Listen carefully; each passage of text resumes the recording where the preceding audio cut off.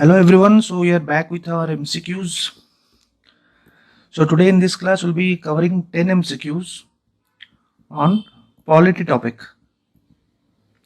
So the topic is President.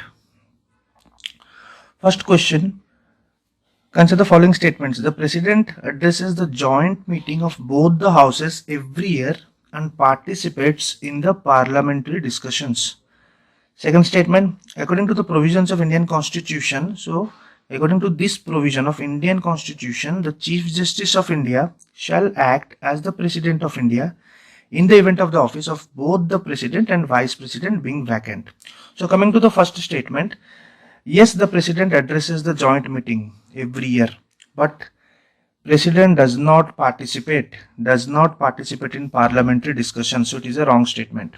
Second statement, yes, the Chief Justice of India shall act as the President if the office of President and Vice President is vacant. This is correct, but this provision is not mentioned in the Constitution. It has come from an act, so both the statements are wrong. So this statement, the provision has come from President Discharge of Functions Act of 1969. That is, CGI will be the President if President and Vice President office is vacant. So this has come from the President Discharge of Functions Act of 1969. Coming to the second question, consider the following statements. The Constitution empowers the President to transfer a judge from one High Court to the other High Court. This is a correct statement, Article 222. Second statement, with regard to transfer of judges, there is no provision for a judicial review. Now this is a wrong statement. There will always be a judicial review. So first statement is correct and second statement is wrong. So the first statement comes from Article 222, and for the second statement, yes, the judicial review is necessary to check the arbitrariness, and only the judge who is transferred can challenge it. So this is a fact, you should remember, only the judge can challenge it, who is transferred. If he feels there is some malafide intentions, then only that judge who is transferred can challenge that decision in the court. So this has come from Ashok Reddy case. Third question, consider the following statements with reference to election of president.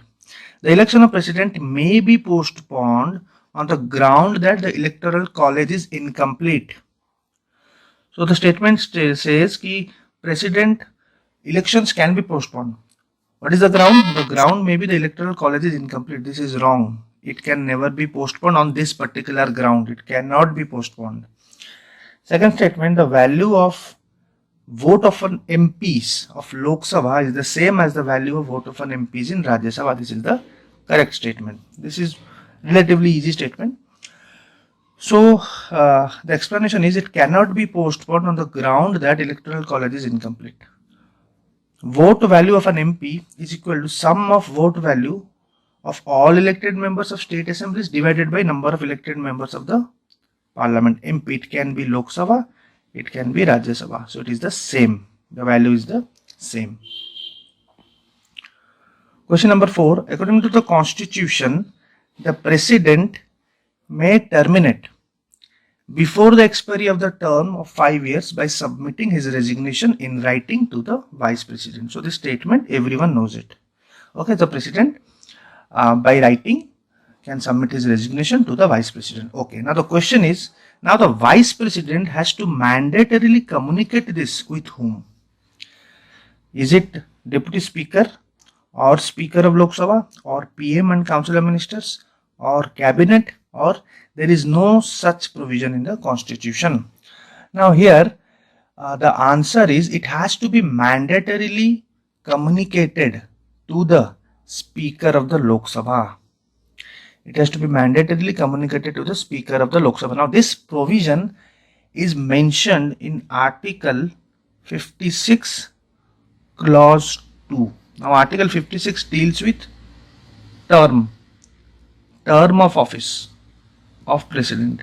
Now if you go through Article 56 Clause 2, you will clear cut see that the resignation under writing to the Vice President, he has to communicate. So the word is shall. He has to communicate, that is mandatory, to the Speaker of Lok Sabha. So the Vice President has to communicate it to the Speaker of Lok Sabha. Next question, consider the following statements with reference to President. The operation of constitutional scheme or structure cannot be envisaged without a President of India being in office. Yes, it is mandatory. It is mandatory. We need to have a President. It is a must. So the operation of constitutional scheme will not work unless there is a President, because all the executive power is vested on the President. Now, second statement, the executive power of the Union shall be exercised only by the President. This is a wrong statement. See, the executive power is vested with the President. Now, this power can be exercised. There is two words. One is vested with the President only, but exercised either by President or by officers subordinate to him. This is the constitutional provision. It is mentioned exactly in the Constitution. So it cannot be exercised only by the President. It is only vested on the President, but that power is exercised by either President or officers subordinate to him. Here, who are the officers subordinate to him? These are the Council of Ministers, including the PM. So Article 52 says there shall be President of India. The constitutional scheme cannot work without a President in office. Article 53 says executive power shall be vested with him and shall be exercised by him either directly or through his officers subordinate to him, that is the Council of Ministers. Okay. Next question. Which of the following are mentioned in Constitution of India? Oath of the Speaker of Lok Sabha, special address by the President, no confidence motion. So special address by the President is mentioned in Article 87.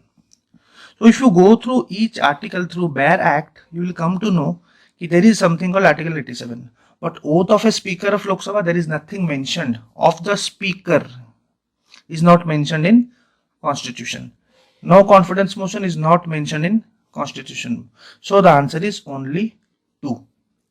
That is special address by the President. Now here the Speaker's oath is not mentioned because he takes oath as an MP. Because the Speaker is elected from the House.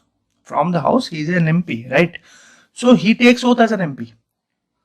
No confidence motion can be introduced only in Lok Sabha. That is under Rule 198 of the Rules of Procedure, not in Constitution. Rules of Procedure of Lok Sabha. And Article 87, it's a special address given by the President every year before the starting of the session. That is just before the budget, and every year after the elections.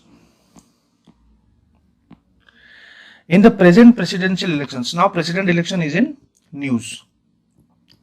Now in presidential elections, who acts as the returning officer? Is it Secretary General of Lok Sabha, Secretary General of Rajya Sabha, Chief Election Commissioner, or Speaker of Lok Sabha? Now the question is present this year. So here the Secretary General of Rajya Sabha is the returning officer. The Secretary General of Rajya Sabha in this present, I am talking about present presidential elections, it is the Secretary General of Rajya Sabha. So one more question on Secretary General on presidential elections. First statement, the returning officer of presidential elections is the Secretary General of Rajya Sabha, Lok Sabha, or of the Rajya Sabha on a rotational basis. Yes, this is correct. Last presidential elections, the Secretary General of Lok Sabha was the returning officer, but this year it is the Rajya Sabha, the returning officer of Rajya Sabha, the Secretary General of Rajya Sabha is the returning officer of the President. So first statement is correct. The second, now who appoints the Secretary General? So the Secretary General of Lok Sabha, it is a post. It is appointed by Lok Sabha Speaker. Correct. Now who appoints this Secretary General as the returning officer? It is the Election Commission who appoints. But he has to consult the central government and appoints the Secretary General of Lok Sabha or Rajya Sabha as the returning officer during the presidential elections. So 2 to 3 things you need to remember. One is the Secretary General of Lok Sabha or Rajya Sabha can be the returning officer, but that too on a rotational basis. Now who appoints this post. It is the Lok Sabha Speaker of for Lok Sabha it is the Lok Sabha Speaker, and for Rajya Sabha it is the Chairman. And who appoints the returning officer of the election? It is the Election Commission with consultation with central government.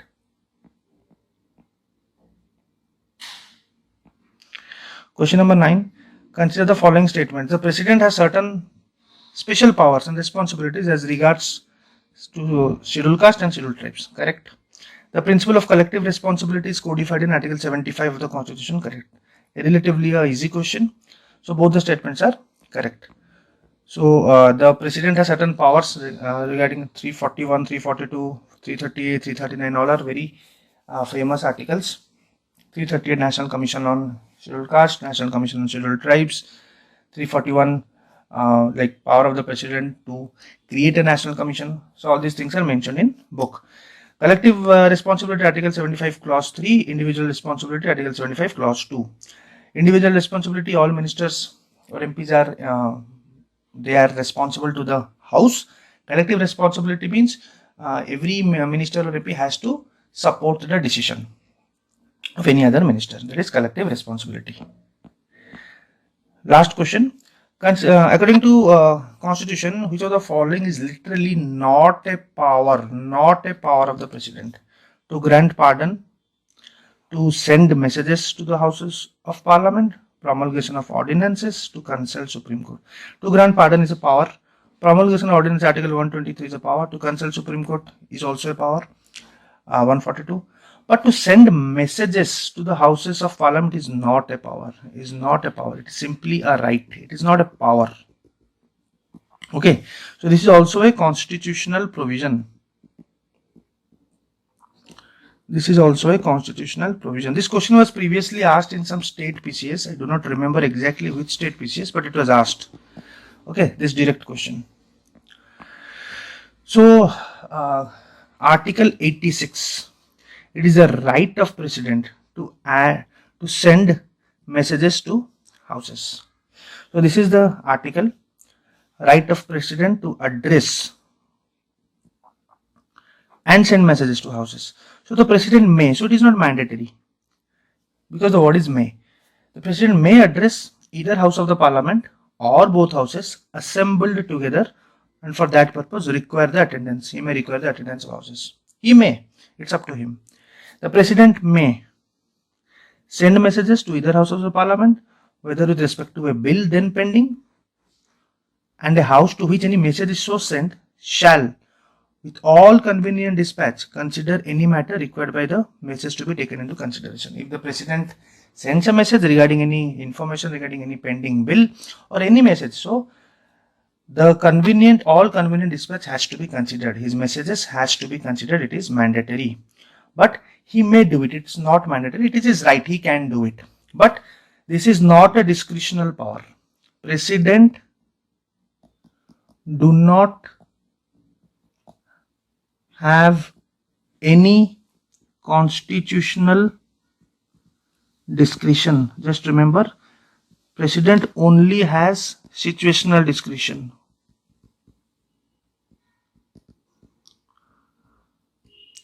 Only situational discretion. When there is not a clear-cut majority, he can call anyone to form the government, and then obviously from the floor test the government will be decided, but he can call anyone. That is situational discretion. President, wherever you see the word President in the whole Constitution, it is not a discretionary. It is not constitutional. So it is not a constitutional discretion. Okay, he acts on the aid and advice of the Council of Ministers. So that's it for today, and this is our batches recently going on. So anyone who wants to join Ethics and Integrity batch can visit my website or Telegram channel, can call here. Anything related to mentoring, anything kind of guidance, anything MCQs, mains answer writing, evaluation.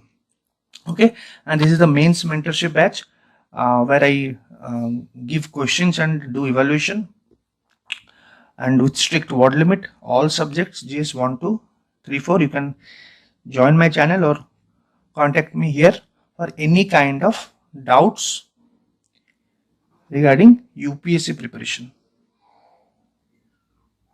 Okay, fine. Thank you.